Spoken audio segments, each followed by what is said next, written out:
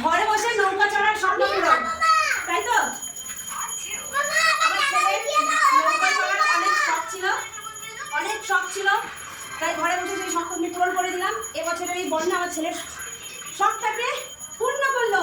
তাই তো? তোমার কেমন লাগছে বোটে চড়ে? খুব ভালো লাগছে। সবাইকে বলো কেমন লাগছে। ঘরে আসতে যদি এত সুন্দর বোট আমরা পেয়ে যাই, তাহলে কেন আমরা গঙ্গায় যাবো বা সমুদ্রে যাবো বোটিং এর জন্য, তাই না বাবা? আর বোটে চড়তে চাইবে? ভালো লাগছে ঘরে বসে এরকম বোটে চড়তে পারছো?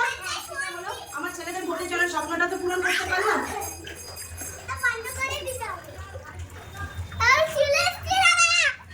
তুই নেমেছিস কেন?